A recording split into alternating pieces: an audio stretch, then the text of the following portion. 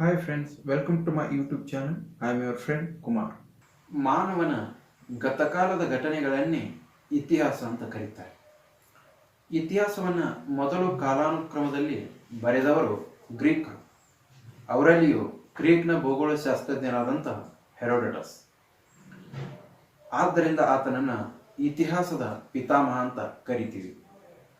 ಇನ್ನು ಇತಿಹಾಸದ ಪ್ರಾಮುಖ್ಯತೆ ಏನು ಅಂತ ಚರ್ಚಿಸುವುದಾದರೆ, ಮೊದಲಿಗೆ ಇತಿಹಾಸವು ನಮ್ಮ ಪೂರ್ವಜರ ಕುರಿತು ವಿವರಿಸುತ್ತದೆ. ಅಂದರೆ ನಮ್ಮ ಪೂರ್ವಜರ ಜೀವನ ಕ್ರಮ, ಆಹಾರ, ಉಡುಪು, ಸಂಸ್ಕೃತಿ, ಆಚಾರ ವಿಚಾರಗಳ ಕುರಿತು ನಮ್ಮಲ್ಲಿ ಅರಿವನ್ನು ಉಂಟು ಮಾಡುತ್ತದೆ. ಇನ್ನು ಎರಡನೇದು, ರಾಜ ಮಹಾರಾಜರ ಬದುಕನ್ನು ತಿಳಿಸಿಕೊಡುತ್ತದೆ. ಉದಾಹರಣೆಗೆ ಅಶೋಕ, ಅಕ್ಬರ್ ಮಹಾಶಯ, ಅಲೆಕ್ಸಾಂಡರ್ ಅಂತ ಅನೇಕ ರಾಜರ ಜೀವನ ಮತ್ತು ಸಾಧನೆಯನ್ನು ನಮಗೆ ವಿವರಿಸುತ್ತದೆ. ಮೂರನೆಯದ್ದು, ಇತಿಹಾಸವು ನಮಗೆ ಸ್ಫೂರ್ತಿಯನ್ನು ನೀಡುತ್ತದೆ. ಇತಿಹಾಸದಿಂದ ನಾವು ಗಾಂಧೀಜಿ, ನೇತಾಜಿ, ಟ್ಯಾಗೋರರು, ಇಂದಿರಾ ಗಾಂಧಿ, ಭಗತ್ ಸಿಂಗ್, ವಿವೇಕಾನಂದರಂಥ ಹಲವಾರು ಮಹನೀಯ ವ್ಯಕ್ತಿಗಳ ವ್ಯಕ್ತಿತ್ವವನ್ನು ಓದಿದಾಗ ಅದು ನಮ್ಮಲ್ಲಿ ಸ್ಫೂರ್ತಿಯ ಚಿಲುಮೆಯನ್ನು ಹೊರಹೊಮ್ಮಿಸುತ್ತದೆ. ಇನ್ನು ನಾಲ್ಕನೆಯದ್ದು, ಇತಿಹಾಸವು ನಮಗೆ ಪಾಠವನ್ನು ಕಲಿಸುವ ಗುರುವಿದ್ದಂತೆ. ಇತಿಹಾಸದಲ್ಲಿ ಸಾಕಷ್ಟು ಘಟನೆಗಳು ದಾಖಲಾಗಿವೆ. ಅವು ಒಳ್ಳೆಯ ಘಟನೆಗಳು ಇದ್ದಾವೆ, ಇನ್ನು ಕೆಲವೊಂದು ಭಯಂಕರ ಘಟನೆಗಳು ಕೂಡ ಆಗಿರಬಹುದು. ಯುದ್ಧವನ್ನು ಅರ್ಥೈಸುವಾಗ ಇತಿಹಾಸವು ಮಾನವ ಕುಲಕ್ಕೆ ಯುದ್ಧದಿಂದ ಸಂಭವಿಸಬಹುದಾದಂಥ ದುಷ್ಪರಿಣಾಮಗಳ ಕುರಿತು ಸಮಗ್ರವಾಗಿ ವಿವರಿಸಿದೆ. ಇತಿಹಾಸವನ್ನು ಕಾಲಾನುಕ್ರಮದ ಆಧಾರದಲ್ಲಿ ಮತ್ತು ಅಧ್ಯಯನದ ಅನುಕೂಲಕ್ಕಾಗಿ 3 ರೀತಿಯಲ್ಲಿ ವಿಂಗಡಿಸಲಾಗಿದೆ. ಮೊದಲನೆಯದ್ದು ಪ್ರಾಚೀನ ಇತಿಹಾಸ, ಎರಡನೆಯದ್ದು ಮಧ್ಯಕಾಲೀನ ಇತಿಹಾಸ, ಮೂರನೆಯದ್ದು ಆಧುನಿಕ ಇತಿಹಾಸ. ಇದಿಷ್ಟು ಇತಿಹಾಸ ಓದುಗಾರರಾದ ನಾವು ತಿಳಿದುಕೊಳ್ಳಬೇಕಾದ ಪ್ರಮುಖ ಅಂಶ. ಇನ್ನು ನೇರವಾಗಿ ನಮ್ಮ ಮೊದಲ ಅಧ್ಯಾಯಕ್ಕೆ ಹೋಗೋಣ. ಭಾರತಕ್ಕೆ ಯುರೋಪಿಯನ್ನರ ಆಗಮನ. ಪ್ರಾಚೀನ ಕಾಲದಿಂದಲೂ ಭಾರತ ಯುರೋಪದ ಮಧ್ಯೆ ವ್ಯಾಪಾರಿ ಸಂಬಂಧ ಇತ್ತು. ಹೀಗಾಗಿ ಪ್ರಾಚೀನ ಕಾಲದಿಂದಲೂ ಭಾರತ ಐರೋಪ್ಯದ ಮಾರುಕಟ್ಟೆಯಾಗಿತ್ತು. ಅಂದರೆ ಭಾರತ ಯುರೋಪಿನ ಮಧ್ಯೆ ವ್ಯಾಪಾರ ಸಂಬಂಧ ಗಾಢವಾಗಿತ್ತು. ಭಾರತದ ಸಾಂಬಾರು ಪದಾರ್ಥಗಳಾದ ಜೀರಿಗೆ, ಲವಂಗ, ಏಲಕ್ಕಿ, ದಾಲ್ಚಿನ್ನಿ, ಶುಂಠಿ, ಮೆಣಸು ಈ ಎಲ್ಲ ಪದಾರ್ಥಗಳಿಗೆ ಯುರೋಪಿನ ಮಾರುಕಟ್ಟೆಯಲ್ಲಿ ಬಂಗಾರದ ಬೆಲೆ ಇತ್ತು. ಇನ್ನೊಂದು ಅರ್ಥದಲ್ಲಿ ಹೇಳುವುದಾದರೆ, ಐರೋಪ್ಯರ ಆಹಾರದ ರುಚಿಯನ್ನು ಭಾರತದ ಸಾಂಬಾರು ಪದಾರ್ಥಗಳು ಹೆಚ್ಚಿಸಿದ್ದವು. ಪ್ರಾಚೀನ ಕಾಲದಿಂದ ಆರಂಭಗೊಂಡ ಈ ವ್ಯಾಪಾರಿ ಸಂಬಂಧ ಮಧ್ಯಕಾಲದವರೆಗೂ ನಡೀತಾ ಬಂದಿತ್ತು. ವ್ಯಾಪಾರ ನಡೆಯುತ್ತಿದ್ದ ರೀತಿ ಹೇಗಿತ್ತಂದರೆ, ಭಾರತ ಮತ್ತು ಏಷ್ಯಾದ ಇತರ ರಾಷ್ಟ್ರಗಳಿಂದ ಸರಕುಗಳನ್ನು ಅರಬ್ ವರ್ತಕರು ಭೂಮಾರ್ಗವಾಗಿ ಕಾನ್ಸ್ಟಾಂಟಿನೋಪಲ್ ನಗರಕ್ಕೆ ತಲುಪಿಸ್ತಾ ಇದ್ರು. ಕಾನ್ಸ್ಟಾಂಟಿನೋಪಲ್ ನಗರ ಇದೊಂದು ಪೂರ್ವ ರೋಮನ್ ಸಾಮ್ರಾಜ್ಯ ಅಥವಾ ಬೈಜಾಂಟಿಯನ್ ಸಾಮ್ರಾಜ್ಯದ ರಾಜಧಾನಿ ನಗರ. ಭಾರತವನ್ನು ಒಳಗೊಂಡಂತೆ ಏಷ್ಯಾದ ರಾಷ್ಟ್ರಗಳು ಮತ್ತು ಐರೋಪ್ಯ ರಾಷ್ಟ್ರಗಳ ಮಧ್ಯೆ ಕಾನ್ಸ್ಟಾಂಟಿನೋಪಲ್ ನಗರವು ಒಂದು ಸೇತುವೆಯಾಗಿ ಕೆಲಸ ಮಾಡ್ತಾ ಇತ್ತು. ಇನ್ನೊಂದು ಅರ್ಥದಲ್ಲಿ ಹೇಳುವುದಾದರೆ, ಕಾನ್ಸ್ಟಾಂಟಿನೋಪಲ್ ನಗರವನ್ನು ಅಂತಾರಾಷ್ಟ್ರೀಯ ವ್ಯಾಪಾರಿ ವಿನಿಮಯ ಕೇಂದ್ರ ಎಂದು ನಾವು ಕರೆಯಬಹುದು. ಈ ರೀತಿಯ ವ್ಯಾಪಾರದಿಂದ ಏಷ್ಯಾ ರಾಷ್ಟ್ರದ ವ್ಯಾಪಾರದಲ್ಲಿ ಅರಬ್ ವರ್ತಕರು ಏಕಸ್ವಾಮ್ಯವನ್ನು ಹೊಂದಿದ್ದರೆ, ಇತ್ತ ಐರೋಪ್ಯ ದೇಶಗಳ ವ್ಯಾಪಾರದಲ್ಲೂ ಇಟಲಿಯ ವ್ಯಾಪಾರಿಗಳು ಏಕಸ್ವಾಮಿತ್ವವನ್ನು ಸ್ಥಾಪಿಸಿಕೊಂಡಿದ್ದರು. ವಾಸ್ತವ ಪರಿಸ್ಥಿತಿ ಹೀಗಿರುವಾಗ ಒಂದು ಘಟನೆ ನಡೆಯಿತು. ಅದೇನೆಂದರೆ ಕಾನ್ಸ್ಟಾಂಟಿನೋಪಲ್ ನಗರದ ವಶ.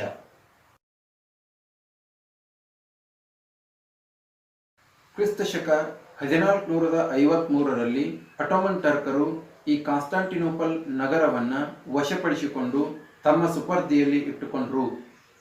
ಸಿಕ್ಕ ಅವಕಾಶವನ್ನು ಬಳಸಿಕೊಂಡಂಥ ಟರ್ಕರು ಈ ಕಾನ್ಸ್ಟಾಂಟಿನೋಪಲ್ ನಗರದ ಮೂಲಕ ಸಾಗಿ ಹೋಗುತ್ತಿದ್ದ ಸರಕುಗಳ ಮೇಲೆ ಭಾರೀ ಪ್ರಮಾಣದ ತೆರಿಗೆಯನ್ನು ವಿಧಿಸಲಾರಂಭಿಸಿದರು.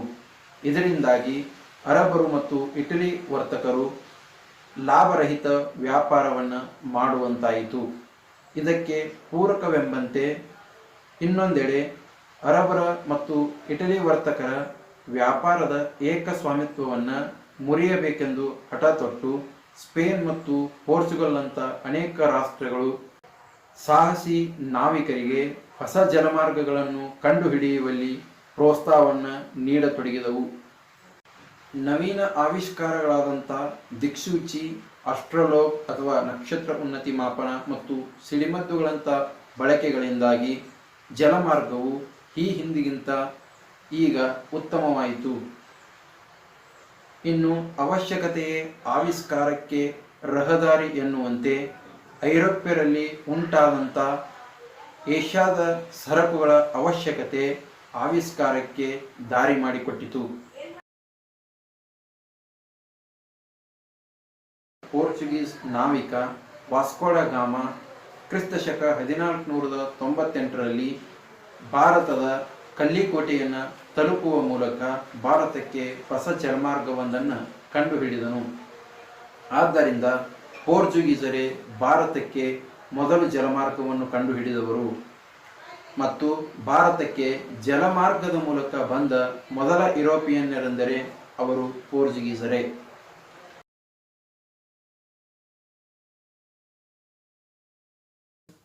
ಭಾರತಕ್ಕೆ ಬಂದ ಯುರೋಪಿಯನ್ ವ್ಯಾಪಾರಿ ಕಂಪನಿಗಳ ಕುರಿತು ಚರ್ಚಿಸುವುದಾದರೆ, ಪೋರ್ಚುಗೀಸ್ ನಾವಿಕರಿಂದ ಪ್ರೇರಣೆ ಪಡೆದ ಫಲ ಮುಂದೆ ಪೋರ್ಚುಗೀಸರ ನಂತರ ಡಚ್ಚರು, ಇಂಗ್ಲಿಷರು ಮತ್ತು ಫ್ರೆಂಚರು ತಮ್ಮ ತಮ್ಮ ವ್ಯಾಪಾರಿ ಕಂಪನಿಗಳನ್ನು ಸ್ಥಾಪಿಸಿಕೊಂಡು ಭಾರತಕ್ಕೆ ಬಂದರು.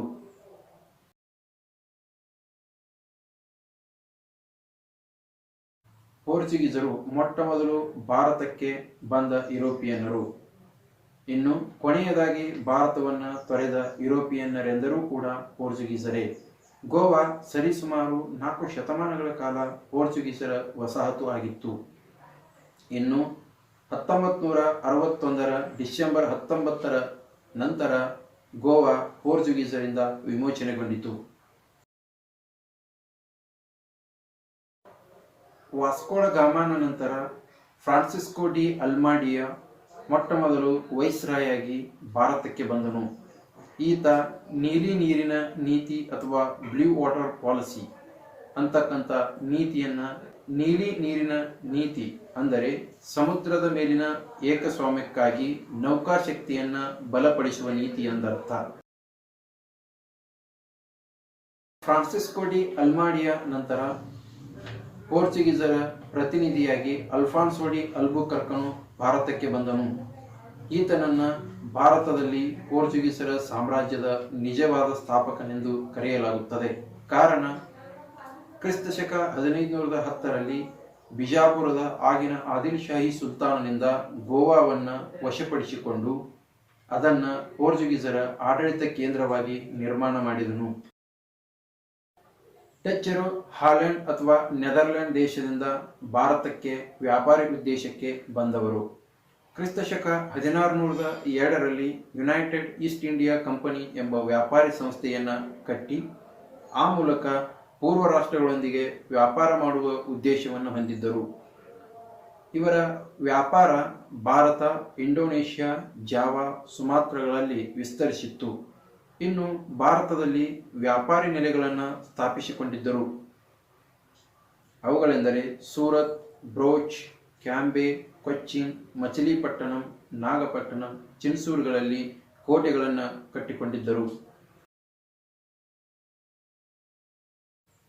ಇಂಗ್ಲಿಷರು ಅಥವಾ ಬ್ರಿಟಿಷರ ಬಗ್ಗೆ ಕೆಲವು ಪ್ರಮುಖ ಆಶ್ಚರ್ಯಕರ ಸಂಗತಿಗಳನ್ನು ತಾವಿಲ್ಲಿ ತಿಳಿದುಕೊಳ್ಳಬೇಕು.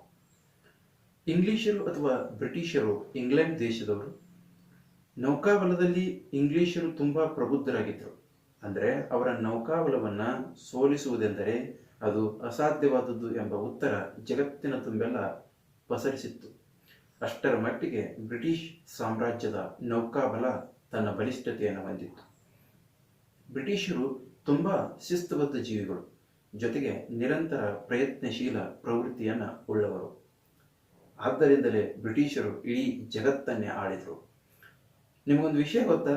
ಜಗತ್ತಿನಲ್ಲಿ ಕೇವಲ 2 ರಾಷ್ಟ್ರಗಳು ತನ್ನ ದೇಶದಲ್ಲಿ ಸ್ವಾತಂತ್ರ್ಯ ದಿನವನ್ನು ಆಚರಿಸಿಕೊಳ್ಳುವುದಿಲ್ಲ. ಅಂದರೆ ಆ ದೇಶದ ಇತಿಹಾಸದಲ್ಲಿ ಸ್ವಾತಂತ್ರ್ಯ ದಿನ ಅಂತಕ್ಕಂಥ ಅಧ್ಯಾಯವೇ ಇಲ್ಲ. ಅವುಗಳೆಂದರೆ ಒಂದು ಡೆನ್ಮಾರ್ಕ್, ಇನ್ನೊಂದು ಇಂಗ್ಲೆಂಡ್ ಅಥವಾ ಯುನೈಟೆಡ್ ಕಿಂಗ್ಡಮ್. ಯಾಕೆಂದ್ರೆ ಬ್ರಿಟಿಷರಿಗೆ ಬೇರೆಯವರನ್ನ ಆಳಿ ಗೊತ್ತೇ ಹೊರತು ಅವರ್ಯಾವತ್ತೂ ಇನ್ನೊಬ್ಬರಿಂದ ಆಳಿಸಿಕೊಂಡಿಲ್ಲ. ಬ್ರಿಟಿಷರು ಪ್ರಪಂಚದ ಬಹುತೇಕ ರಾಷ್ಟ್ರಗಳನ್ನು ತಮ್ಮ ಗುಲಾಮರಂತೆ ಮಾಡಿಕೊಂಡಿದ್ದರು. ಆದ್ದರಿಂದಲೇ ಇಂಗ್ಲೆಂಡನ್ನ ಸೂರ್ಯ ಮುಳುಗದ ಸಾಮ್ರಾಜ್ಯ ಅಂತ ಕರೀತಾರೆ. ಇದಿಷ್ಟು ಇಂಗ್ಲಿಷರ ಕುರಿತಾದಂಥ ಕೆಲವೊಂದಿಷ್ಟು ಕುತೂಹಲಕಾರಿ ಸಂಗತಿಗಳು. ಇತರೆ ಯುರೋಪಿಯನ್ನರಂತೆಯೇ ಭಾರತಕ್ಕೆ ವ್ಯಾಪಾರಿ ಉದ್ದೇಶದಿಂದ ಬಂದ ಯುರೋಪಿಯನ್ನರಲ್ಲಿ ಇಂಗ್ಲಿಷರು ಕೂಡ ಒಬ್ಬರು. ಕ್ರಿಸ್ತಶಕ 1600ರಲ್ಲಿ ಬ್ರಿಟಿಷ್ ಈಸ್ಟ್ ಇಂಡಿಯಾ ಎಂಬ ಕಂಪನಿ ಇಂಗ್ಲೆಂಡ್ನಲ್ಲಿ ಸ್ಥಾಪನೆಯಾಯಿತು. ಆದರೆ ಅದು 1613ರಲ್ಲಿ ತನ್ನ ಔಪಚಾರಿಕವಾದ ವ್ಯಾಪಾರ ವಹಿವಾಟನ್ನು ಆರಂಭಿಸಿತು. ಈ ಕಂಪನಿಯನ್ನ ಜಾನ್ ಕಂಪನಿ ಎಂದು ಕೂಡ ಕರೀತಾರೆ. ಪೂರ್ವ ರಾಷ್ಟ್ರಗಳೊಂದಿಗೆ ವ್ಯಾಪಾರಿ ಸಂಬಂಧವನ್ನ ಹೊಂದುವ ಇಂಗಿತ ಈ ಬ್ರಿಟಿಷ್ ಕಂಪನಿಗೆ ಇತ್ತು. ಆಗ ಇಂಗ್ಲೆಂಡಿನ ರಾಣಿಯಾಗಿದ್ದ ಎಲಿಜಬೆತ್ಳ ಸರ್ಕಾರ ಕ್ರಿಸ್ತಶಕ 1600 ಡಿಸೆಂಬರ್ 31ರಂದ ಇಂಗ್ಲಿಷ್ ಈಸ್ಟ್ ಇಂಡಿಯಾ ಕಂಪನಿಗೆ ಪೂರ್ವ ದೇಶಗಳೊಂದಿಗೆ ವ್ಯಾಪಾರ ನಡೆಸಲು ಸುಮಾರು 15 ವರ್ಷಗಳ ಅವಧಿಗೆ ಪರವಾನಗಿಯನ್ನ ನೀಡಿದಳು.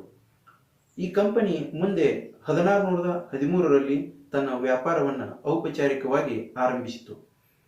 ಭಾರತದಲ್ಲಿ ಮೊಘಲ ಸಾಮ್ರಾಟನಾಗಿದ್ದ ಜಹಂಗೀರ್ ಸೂರತ್ನಲ್ಲಿ ಮೊದಲ ಫ್ಯಾಕ್ಟರಿ ಅಥವಾ ದಾಸ್ತಾನು ಮಳಿಗೆಯನ್ನ ತೆರೆಯಲು ಬ್ರಿಟಿಷ್ ಈಸ್ಟ್ ಇಂಡಿಯಾ ಕಂಪನಿಗೆ ಅನುಮತಿಯನ್ನ ನೀಡಿದನು.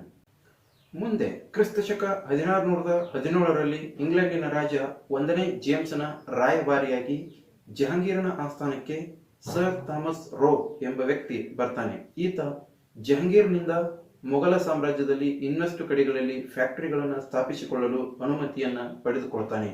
ಅದರಂತೆಯೇ ಇಂಗ್ಲಿಷರು ಆಗ್ರಾ, ಅಹಮದಾಬಾದ್ ಮತ್ತು ಬ್ರೋಚ್ಗಳಲ್ಲಿ ತಮ್ಮ ಫ್ಯಾಕ್ಟರಿಗಳನ್ನು ಸ್ಥಾಪಿಸಿಕೊಳ್ತಾರೆ. ಮುಂದೆ ಕ್ರಿಸ್ತಶಕ 1639ರಲ್ಲಿ ಇಂಗ್ಲಿಷರು ಚಂದ್ರಗಿರಿಯ ರಾಜನಿಂದ ಮದ್ರಾಸ್ನಲ್ಲಿ ಭೂಮಿಯನ್ನು ಪಡೆದು ಸೇಂಟ್ ಜಾರ್ಜ್ ಫೋರ್ಟ್ ಎಂಬ ಬಲಿಷ್ಠವಾದ ಕೋಟೆಯನ್ನ ಕಟ್ಟಿಕೊಳ್ತಾರೆ. ಕ್ರಿಸ್ತಶಕ 1668ರಲ್ಲಿ ಬ್ರಿಟಿಷ್ ಈಸ್ಟ್ ಇಂಡಿಯಾ ಕಂಪನಿಯು ಬಾಂಬೆಯನ್ನ ವಾರ್ಷಿಕವಾಗಿ 10 ಪೌಂಡ್ಗಳ ಬಾಡಿಗೆಯ ಆಧಾರದಲ್ಲಿ ಇಂಗ್ಲೆಂಡಿನ ರಾಜ 2ನೇ ಚಾರ್ಲ್ಸ್ನಿಂದ ಪಡೆದುಕೊಳ್ತಾರೆ. ಕ್ರಿಸ್ತಶಕ 1690ರಲ್ಲಿ ಬ್ರಿಟಿಷರು ಬಂಗಾಳದ ರಾಜ್ಯಪಾಲನಿಂದ ಹುಗ್ಲಿ ನದಿಯ ದಂಡೆಯ ಮೇಲಿನ ಸುತನತಿ, ಕಲ್ಕತ್ತಾ ಮತ್ತು ಗೋವಿಂದಪುರ ಎಂಬ 3 ಹಳ್ಳಿಗಳನ್ನು ಖರೀದಿಸಿ ಅಲ್ಲಿ ಫೋರ್ಟ್ ವಿಲಿಯಮ್ಸ್ ಎಂಬ ಕೋಟೆಯನ್ನು ಕಟ್ಟಿಕೊಂಡರು. 17ನೇ ಶತಮಾನದ ಅಂತ್ಯದ ವೇಳೆಗೆ ಇಂಗ್ಲಿಷರು ಮದ್ರಾಸ್, ಬಾಂಬೆ, ಕಲ್ಕತ್ತಾಗಳನ್ನು ತಮ್ಮ ಪ್ರೆಸಿಡೆನ್ಸಿ ಕೇಂದ್ರಗಳನ್ನಾಗಿ ಮಾಡಿಕೊಂಡರು. 18ನೇ ಶತಮಾನದ ಉತ್ತರಾರ್ಧಗಳಲ್ಲಿ ಇಂಗ್ಲಿಷರು ಕಲ್ಕತ್ತಾವನ್ನ ತಮ್ಮ ರಾಜಧಾನಿಯನ್ನಾಗಿ ಮಾಡಿಕೊಳ್ತಾರೆ. ತಮ್ಮ ಅಧೀನದಲ್ಲಿದ್ದಂತಹ ಪ್ರದೇಶಗಳಲ್ಲಿ ತಮ್ಮದೇ ಆದಂತಹ ನಾಗರಿಕ ಮತ್ತು ಅಪರಾಧ ಕಾನೂನುಗಳನ್ನ ಅವರು ಜಾರಿಗೆ ತರ್ತಾರೆ. ಈ ರೀತಿ ಕೇವಲ ತಕ್ಕಡಿಯನ್ನ ಹಿಡಿದುಕೊಂಡು ವ್ಯಾಪಾರಿ ಸೋಗಿನಲ್ಲಿ ಬಂದಂತಹ ಬ್ರಿಟಿಷರು ಭಾರತದಲ್ಲಿ ದಿನೇ ದಿನೇ ತನ್ನ ಪ್ರಭಾವವನ್ನ ಮತ್ತು ಪ್ರದೇಶವನ್ನ ವಿಸ್ತರಿಸಿಕೊಳ್ತಾ ಹೋಗ್ತಾರೆ. ಫ್ರೆಂಚರು ಕ್ರಿಸ್ತಶಕ 1664ರಲ್ಲಿ ಫ್ರೆಂಚ್ ಈಸ್ಟ್ ಇಂಡಿಯಾ ಕಂಪನಿ ಸ್ಥಾಪನೆಯಾಯಿತು. ಇದೊಂದು ಸರ್ಕಾರಿ ಒಡೆತನದ ವ್ಯಾಪಾರಿ ಕಂಪನಿ, ಅಂದರೆ ಈ ಕಂಪನಿಯ ಮಾಲೀಕತ್ವವು ಫ್ರೆಂಚ್ ಸರ್ಕಾರಕ್ಕೆ ಒಳಪಟ್ಟಿತ್ತು. ಕ್ರಿಸ್ತಶಕ 1668ರಲ್ಲಿ ಈ ಕಂಪನಿ ಭಾರತದಲ್ಲಿ ತನ್ನ ಪ್ರಪ್ರಥಮ ದಾಸ್ತಾನು ಮಳಿಗೆಯನ್ನ ಸೂರತ್ನಲ್ಲಿ ಆರಂಭಿಸಿತ್ತು. ನಂತರದಲ್ಲಿ ಮಚಲಿಪಟ್ಟಣ, ಚಂದ್ರಗಿರಿ, ಮಾಹೆ, ಕಾರೈಕಲ್, ಕಾಸಿಂ ಬಜಾರ್, ಬಾಲಸೂರ್ಗಳನ್ನ ತಮ್ಮ ವ್ಯಾಪಾರಿ ಕೇಂದ್ರಗಳನ್ನಾಗಿ ಮಾಡಿಕೊಂಡರು. ಫ್ರೆಂಚರು ಕ್ರಿಸ್ತಶಕ 1674ರಲ್ಲಿ ವಾಲಿಗೊಂಡಪುರಂ ಸ್ಥಳೀಯ ಮುಸ್ಲಿಂ ಅಧಿಕಾರಿಯಿಂದ ಒಂದು ಹಳ್ಳಿಯನ್ನು ಪಡೆದರು. ಕ್ರಮೇಣ ಇದೇ ದೊಡ್ಡ ವ್ಯಾಪಾರಿ ಕೇಂದ್ರವಾಗಿ ಮಾರ್ಪಟ್ಟು ಫ್ರೆಂಚರ ರಾಜಧಾನಿ ನಗರವಾಯಿತು. ಈ ನಗರವೇ ಇಂದಿನ ಪಾಂಡಿಚೇರಿ ಅಥವಾ ಪುದುಚೇರಿ. ಪಾಂಡಿಚೇರಿಯು ಫ್ರೆಂಚರು ಭಾರತ ತೊರೆದು ಹೋಗುವವರೆಗೂ ಅವರ ರಾಜಧಾನಿಯಾಗಿತ್ತು. 1746ರಲ್ಲಿ ಈ ಪಾಂಡಿಚೇರಿಯ ಗವರ್ನರ್ ಆಗಿ ಫ್ರೆಂಚರ ಅಧಿಕಾರಿ ಡೋಪ್ಲೆ ಭಾರತಕ್ಕೆ ಬರ್ತಾನೆ. ಈತ ಓರ್ವ ಮಹತ್ವಾಕಾಂಕ್ಷಿಯುಳ್ಳ ಅಧಿಕಾರಿಯಾಗಿದ್ದ. ದಕ್ಷಿಣ ಭಾರತದಲ್ಲಿ ಫ್ರೆಂಚರ ಅಧಿಪತ್ಯವನ್ನ ಹೇಗಾದರೂ ಮಾಡಿ ಭದ್ರಪಡಿಸಬೇಕು ಅಂತಕ್ಕಂಥ ಉತ್ಸುಕತೆ ಈತನಲ್ಲಿತ್ತು.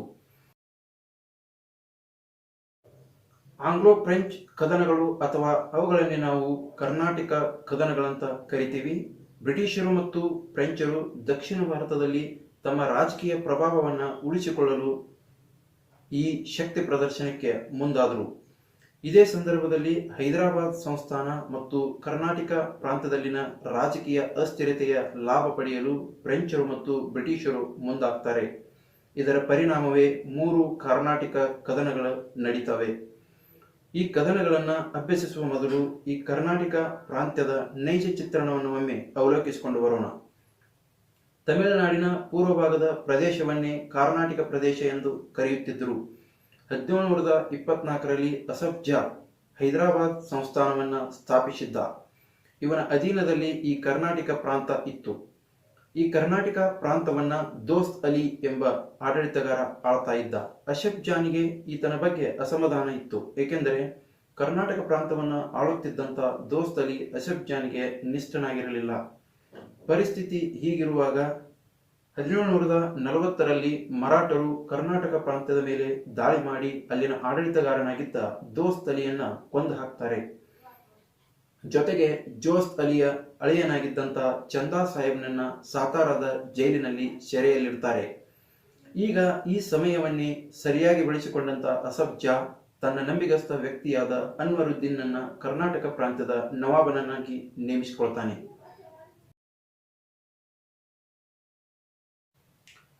ಒಂದನೇ ಕರ್ನಾಟಕ ಕದನ ಅಥವಾ ಒಂದನೇ ಆಂಗ್ಲೋ ಫ್ರೆಂಚ್ ಕದನ ಕ್ರಿಸ್ತಶಕ 1746ರಿಂದ 1748ರವರೆಗೆ.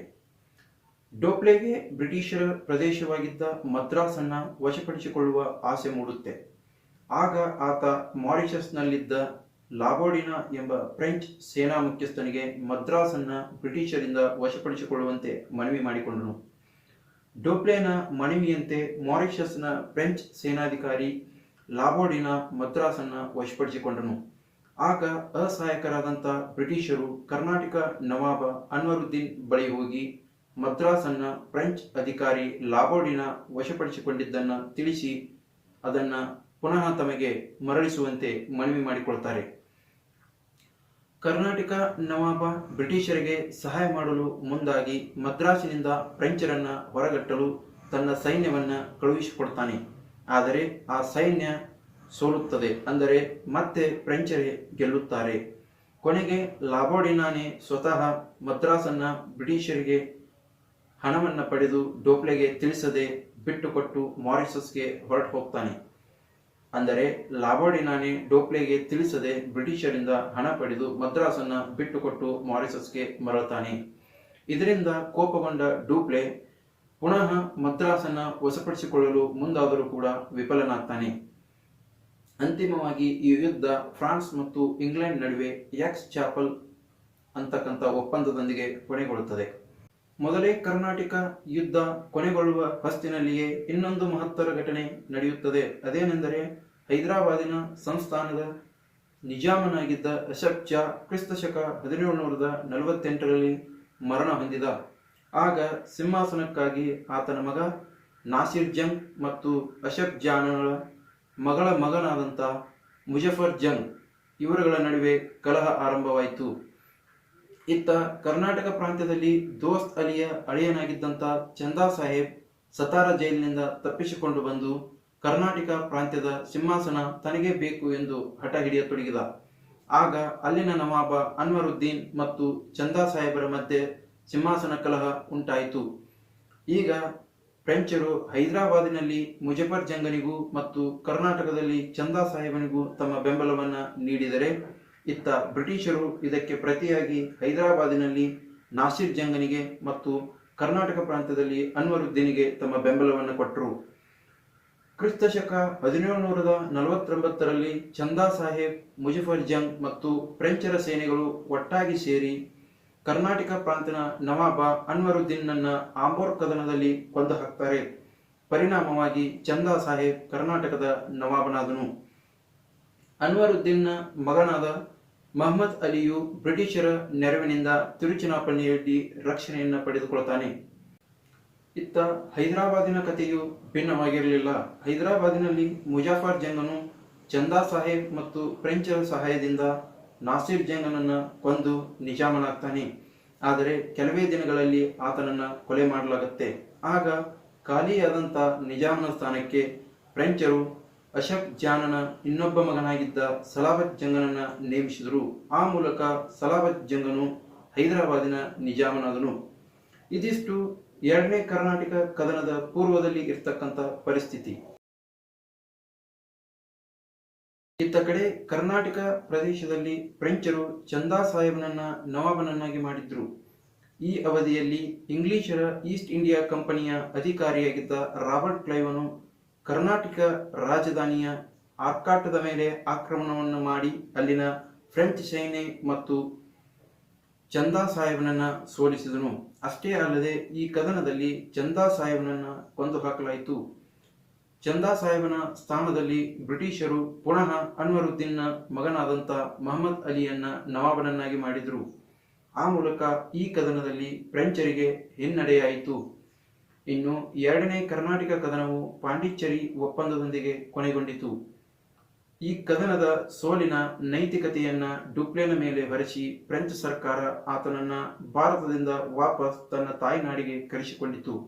ಒಟ್ಟಾರೆ ಈ ಕದನ ಫ್ರೆಂಚರಿಗೆ ರಾಜಕೀಯ ಹಿನ್ನಡೆಯನ್ನು ಮತ್ತು ಬ್ರಿಟಿಷರಿಗೆ ಪ್ರತಿಷ್ಠೆಯನ್ನು ತಂದುಕೊಟ್ಟಿತು.